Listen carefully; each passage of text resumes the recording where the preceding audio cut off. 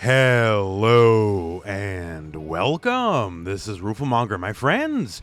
It's time to talk more Street Fighter 6. Specifically, there's been an event in Los Angeles, and, well, a playable build of Street Fighter 6 is there, and now we have a lot more footage of the game, some proper matches, and also, thanks to this, we now know a lot more just about the game in general, some little stuff and some bigger stuff. So, why not go into it? So I do want to go some more in-depth on just the drive system and parries in general. But first, let's start with some very big news. It is confirmed from the developers themselves at this event. Yes, Street Fighter 6 will be full-on crossplay. That means PC can play with PlayStation, PlayStation can play with Xbox, Xbox can play with PC, all points in between. Full crossplay for the game. That's fantastic. That's needed for the genre to move forward. I'm very glad that is the case. Everyone will get to play together. Thumbs up.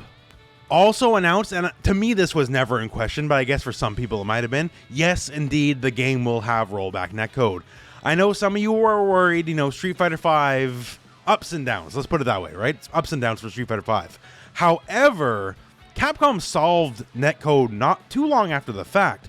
Marvel vs. Capcom Infinite, I know some of you guys are iffy on the game. I love that game to death. I'll stand by Marvel Infinite all day long. But Marvel Infinite's netcode was amazing. I used to do Canada to Saudi Arabia a fair bit, and it played great. So I'm not even a little bit worried about the quality online. It was good at Marvel Infinite years ago, and I'm sure it's only improved and better since then. So now that said, before we get into the greater drive system and parry chat, let's talk a bunch of little small things we've now seen and now know thanks to this event. Do you like the silly faces you can make in the versus screen? Well, hey, here's Chun-Li's silly faces. Also, we now know what advantage is since advantage is on the screen there. Advantage is effectively a handicap system. So as we see here, there's different advantage stats and you can crank it up. So your attack damage, how much drive meter you actually use, your special arts gauge or super gauge, and also auto vitality regen. So you can actually gain health, regenerate your health in the middle of a fight. So say you're a lot better than your friend, but your friend does 3 times as much damage, uses only 1/5 of his bar, has 3 meters to start, and regenerates health. Yeah, that might make it an even match. So good for when there's disparate skill levels at the very least.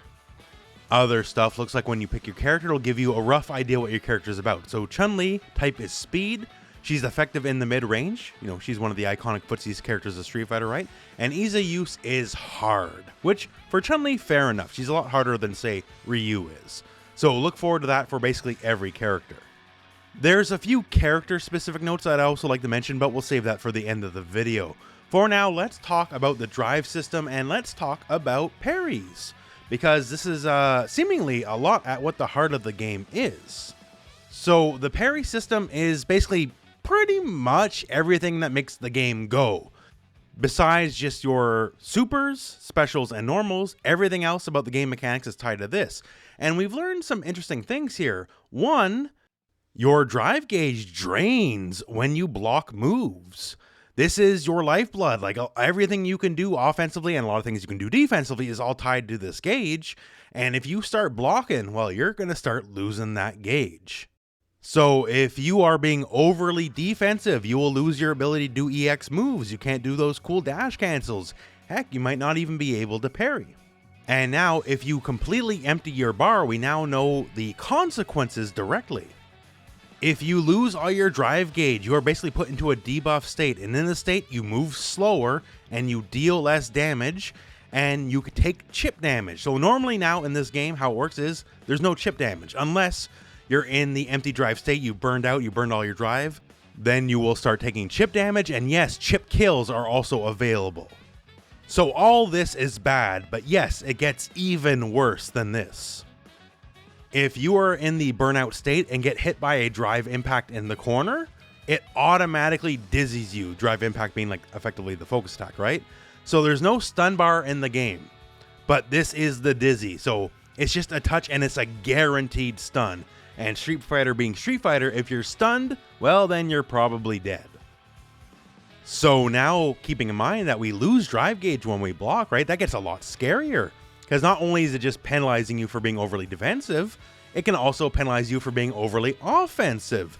Say you want to do your sick combo, right, and you burn all the drive gauge you have, and then you got nothing left, and then you're going to get blown up. So you can overextend yourself. So there's really good give and take there, basically. Don't be too defensive, but also don't go too crazy, otherwise it might bite you in the butt. Now, the gauge does regenerate in and of itself, right? You don't need to do anything. It'll slowly regenerate, so somewhat similar to like Mortal Kombat 11. And the more you do stuff, like, it'll also build up incrementally, so it always regenerates over the course of a fight. It can also regenerate while you're actively being hit, as you can see here. So Chun-Li is tossing Luke around, and while that's happening, his gauge is still going up. So as long as he's not actually blocking, the gauge will go up. Since your offense is tied to this, since your defense is tied to this, and how you manage the gauge and what you want to do with it is probably like gonna be the biggest part of the game. Perhaps this is the mythical player expression we've been looking for, right? Maybe we're both Luke, but I am more, careful with my drive gauge, and maybe you're a little more crazy with the drive gauge, and that's what differentiates us from each other.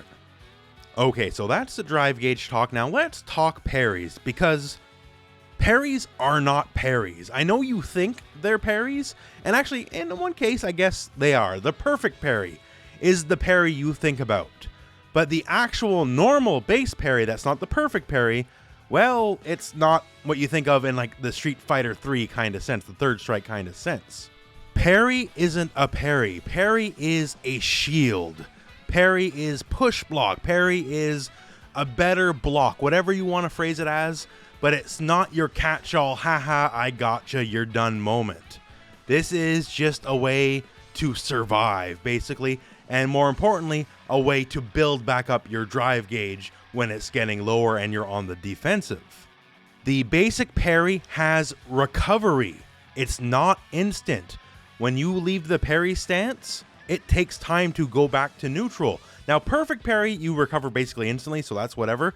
But the basic parry here, like you can see here, we use like mashing, and it's just sort of pushing them out, right? You're not going to get your sick counterplay, your sick reversal. For the most part, from everything I've seen, you're not getting punishes off this form of parry. You're basically withstanding the enemy. Once again, like a shield. You're pushing them out. You're just staying defensive. Since this form of parry has recovery, if you're looking to like catch normals and neutral and all that kind of stuff, you are, well, not gonna get the punishes. Perhaps some like titanically slow normals, like, I don't know, like in comparison, like Abigail stand heavy punch Street Fighter 5. Maybe if you catch that with this parry, maybe you can get a punish. But for the most part, it is basically blocking but better, because you're gaining drive gauge instead of losing drive gauge like you would on a regular block. The recovery on the parry, I've been told, is 17 frames, and of course this is a very early build, very subject to change, sure, but there is recovery, so just holding parry is not a magic answer. It is just basically blocking, but better. And of course, just like a block, you can get thrown out of it as well, and also when you're thrown out of a parry, it actually triggers a counter state, so you actually take more damage on the throw. So, not saying this is a good or bad thing. Actually, I guess a good thing, because I'm glad the base parry is not overwhelming. I wouldn't want it to be. I don't want this game to be Third Strike. I want it to be Street Fighter 6. So, just clearing up what the actual parry mechanic is for the most part. Your perfect parry is your Third Strike parry, sure. But otherwise, it's just more of a shield. So, just curtail some expectations on that. So that said, let's get into a couple fun character-specific things we've now learned. In this clip here from Kayane, we've learned that Chun-Li's stance goes under fireballs, so that's nice. That's handy. We can see here a new stance move from Chun-Li. She's just like scraping the ground, constantly kicking while in the stance. That's weird. Chun's sliding punch returns, and now it's a knockdown? That's pretty different. And here we can get a view of her win pose. So does a big spinning bird kick and just looks cool. For Jamie, we learned Jamie, when he gets 4 drinks in, he basically becomes Nakali. Like his hair goes wild. I'm assuming he unlocks more moves. As we know, the more drinks he has, the more moves he unlocks. So this is the ultimate version of the character. He's just absolutely wild. His hair is loose and he just don't give an F. So as it stands, it's awesome to see proper footage. It's obviously very early in the game. Things are going to change. Like I already tell, like, some of the animations are a little wonky, but we're nowhere near launch just yet. Those things can be fixed. And even then, since this is a playable trade show demo, I'm sure this is probably an even older build of the game than they currently have. Some other small things here we've been learning, just like the drive impact, the focus attack.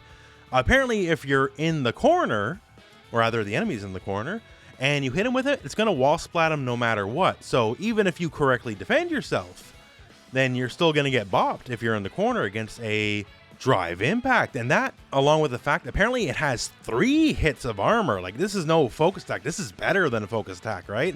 And it always, as you can see right there, it always blows you back even if you block. Like, this is focus attack on steroids.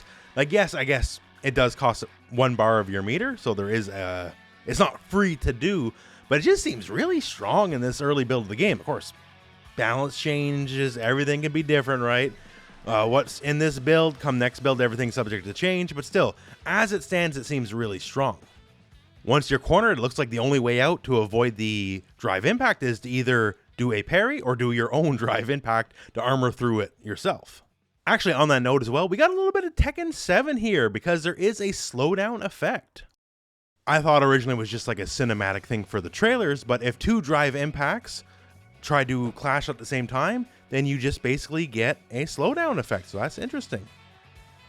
So it looks like just a fun little way to build up some excitement, although it looks like the one who did it first will always lose. So I think it's a bit of a predetermined outcome there, but still it's interesting enough. Other things, in case you were not already aware, yes, all characters have 3 supers, a level 1, level 2, and level 3, and it would appear when you are on low health, your super, well, it stops being a super and becomes a critical art. Here you can see Chun-Li, she has 3 bars, and when she gets hit and now in critical low health, the 3 bars becomes a CA, as you can see right there, critical art. So basically this turns your level 3, which is already a very devastating maneuver, into an even more devastating maneuver. This is effectively the only thing I can really see in this game that's anything close to a comeback mechanic that when you're almost dead, you'll get a slightly better level 3 super. Other than that, this game seems to play it pretty fair, which I'm a big fan of. And finally here, just have a look at the character select screen. Obviously not all the characters yet, it'll fill up over time, but still looks really sharp. They definitely got, just a very like graffiti heavy aesthetic for the game, and it's clear as day just even at character select. And that's about it for the moment. I'm just very happy we're getting to see some proper gameplay here, and maybe some things are a little rough around the edges, but overall we're getting a good idea of what they want for the core gameplay system. I'm a big fan of how just everything in the drive system works. It's definitely at the soul of the game, and I'm glad that you can be penalized for getting just a little too offensive, because I feel Street Fighter V especially, right? It was like way too offense balanced versus defense. In my mind, Street Fighter at its core should be a nice blend of offense and defense, and I feel this game is representing that well. The game will let you go absolutely crazy, right? You have all your drive meters at the start of the round right away, right? So you can just do like all your EXs, dash cancels immediately, but then you'll be in burnout state, and then you're going to get bopped for being overly aggressive. And of course, as we've already went over in the video, you'll also get bopped for being overly defensive because you'll lose all your drive gauge if you block too much. So just a really good balance. So that all said, maybe one day in the future they'll have one of these events in Canada, because as a Canadian, I'm definitely not in California right now playing Street Fighter 6 like some other people are. And no, I'm not burning with jealousy. So I just get to report the news while sitting at home while other people get to play Street Fighter 6 and I don't. But them's the breaks, I guess. I'm glad at least some people are getting to play it, and I'm glad there's a lot of footage going on. So once again, my friends, when you want your Street Fighter news, make sure to check the channel. I'll be covering everything to the best of my ability, and for now, this is the end of the video. So thank you very much for watching. Hope this video has found you well, and go out and play some Street Fighter.